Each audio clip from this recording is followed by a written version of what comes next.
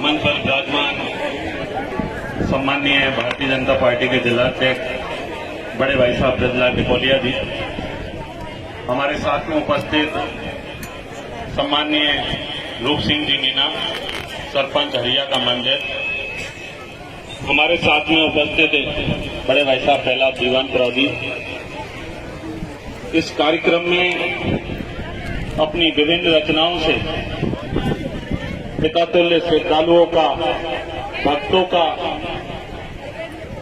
मनोरंजन और ज्ञान अर्जन करने के लिए हमारे बीच में उपस्थित हुए विभिन्न जगह की ये कीर्तन पार्टियों के सम्मानित सदस्यगण, इस कार्यक्रम को आयोजन कराने वाली इस कमेटी के सभी सम्मानित सदस्यगण, इस करणपुर क्षेत्र के दूर दराज के गांवों से यहां उपस्थित हुए मेरे पितातुल्य बुजुर्गों, युवा साथियों, बड़ी संख्या में इस कार्यक्रम की शोभा बढ़ा रही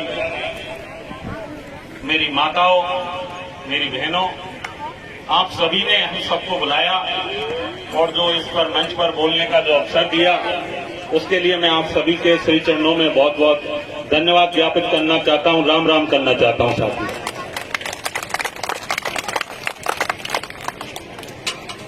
सम्मानित श्रद्धालुओं, अभी बड़े भाई साहब ने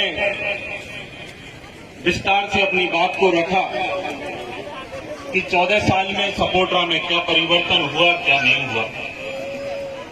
अभी एक सम्मानित साथी ने यहां से कहा कि राजनीतिक मंच नहीं है, धार्मिक मंच है और धार्मिक बातें ही, सामाजिक बातें ही अच्छी लगती है। या किसी पार्टी को वोट देना नहीं देना, ये तो 4 से 5 महीने 6 महीने के बाद का समय है। मैं आपके बीच में, क्योंकि कार्यक्रम सम्मानीय डॉक्टर साहब का भी यहां आने का अब तक है, लेकिन कुछ दिन पहले उन्होंने एक प्रतिज्ञा ली थी कि इस ग्रामीण क्षेत्र के दूर दराज के इलाकों से जो हमारा युवा साथी जयपुर में, दौसा में, गंगापुर में या यहां से अत्यंत जाकर जो शिक्षा ग्रहण करता है, जो नौकरियों की तैयारी करता है,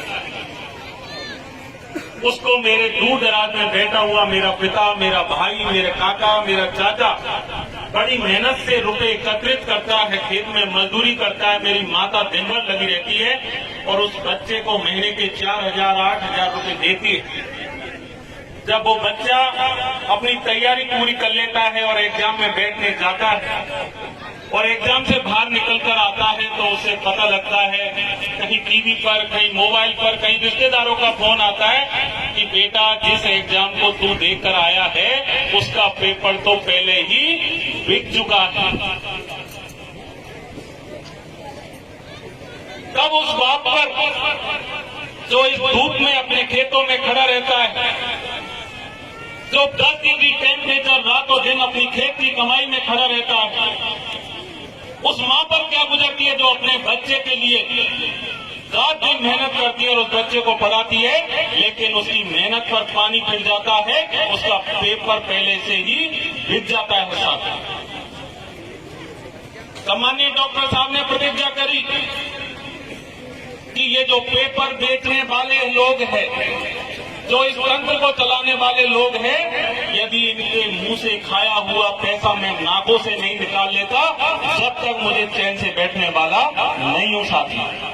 और उसी काम के लिए आज सम्मानीय डॉक्टर साहब जो यहाँ पर राजस्थान पर ईडी आई है, जो इस तंत्र में भ्रष्टाचार करने वाले लोग उनकी जांच कर रही है, उनके सामने आपकी समस्या को लेकर खड़े हुए हैं, इसलिए इस मंच पर उपस्थित नहीं हो सके। साथी, मेरी माता और बहनें बैठी है, मेरे बुजुर्ग बैठे हैं। हो सकता है मैं 2 मिनट 4 मिनट का समय ज्यादा ले लूं, लेकिन मैं आपके चरणों में निवेदन करना चाहता हूं, ये कोई राजनीतिक मंच नहीं है, ये सामाजिक मंच है, ये सच है। लेकिन आपसे एक बात पूछना चाहता हूं कि इस पेपर की सही सुरक्षा करना किसका काम है। साथी, हमारा बच्चा सही से परीक्षा देकर निकले, उसकी योग्यता के अनुसार उसको नौकरी मिले, ये काम किसका है साथियों? तो इसकी तह में जाकर देखोगे तो ये काम इस सरकार का है साथियों, जो सरकार राजस्थान में राज कर रही है।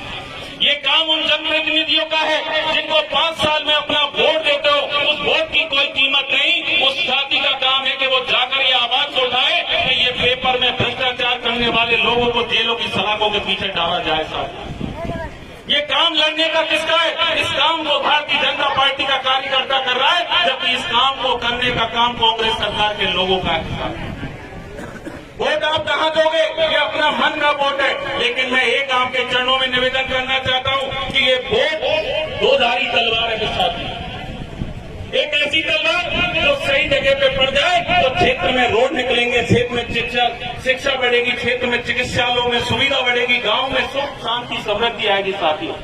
लेकिन यही वोट गलत व्यक्ति को या गलत जगह पड़ जाए तो क्षेत्र के अंदर अन्याय बढ़ेगा, अत्याचार बढ़ेगा, बहन बेटियों की सरेआम इज्जत लुटेगी। साथियों, इसका निर्णय आप लोगों को करना है कि इस वोट को कहां जाकर देना है। साथ मेरी बहुत सी बहनें बेटी है, ये बहनें निकल कर आती है इस हृदय से। जब हम किसी बेटी का रिश्ता करने जाते हैं, उस परिवार को देखते हैं, उसके खानदान को देखते हैं साथी। तो ये वोट भी हमारे हृदय से निकल कर आता है। यदि इस वोट को हम सही जगह डालेंगे तो हमारे क्षेत्र के अंदर खुशहाली आएगी, शांति आएगी। आपके गांव में भी सरकारी स्कूल है, मेरी बहुत सारी बहनें यहाँ बैठी हुई है। क्या कोई बहन ऐसी बता सकती है जिसको 90% 10वीं में अंक मिले? क्या कोई भाई मौजूद है यहाँ पर जिसको सरकारी स्कूल से 90% अंक मिले? आप सबको गौर करने की बात है कि सरकार में स्कूल में 1-1 लाख रुपए का मास्टर लग रहे, लेकिन रिजल्ट के मामले में 0 है साहब। ऐसा क्या हो गया कि प्राइवेट स्कूल में 20,000 पढ़ाने वाला 99% लाता है और सरकारी स्कूल में 1 लाख रुपए की तनख्वाह लेने वाला केवल 40% 50% अंक दिलाता है साहब। जब इस बात पर गौर करेंगे तो आप पाओगे कि मास्टर का काम तो नेताओं के लिए भीड़ इकट्ठी करने का है, मास्टर का काम तो राजनीतिकरण करने का है। मास्टर यदि भीड़ लेकर नहीं जाएगा तो उसका ट्रांसफर कर दिया जाता है, यानी कि पूरी शिक्षा प्रणाली का राजनीतिकरण कर दिया गया है। इसी के कारण आज हमारी पीढ़ी पीछे की तरफ धकेली जा रही है। सर, इन सब बिंदुओं पर आपको विशेष रूप से ध्यान देना है। साथ में हमारे क्षेत्र में आपने देखा अभी एक नशा आ रहा है, स्मैक का नशा। इस नशे की लत में जो कोई परिवार यदि गांव में से एक व्यक्ति भी आ गया तो समझ लेना धीरे धीरे उस गांव को पूरे को अपनी गिरफ्त में ले लेगा साथ। इसलिए आपके श्री चरणों में निवेदन है कि आप सभी के क्षेत्र में यदि कोई भी ऐसे नशे का आदमी है जो स्मैक का नशा बेच रहा है, सप्लाई कर रहा है, उसकी सूचना नजदीकी थानों में दो ताकि हम अपने समाज को बचा सके, अपनी बहन बेटियों की इज्जत को बचा सके। यही आपके चरणों में अर्ज करने आया हूँ।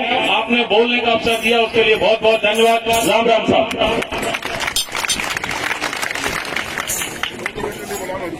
बहुत बहुत धन्यवाद सम्माननीय हंसराज जी मीना।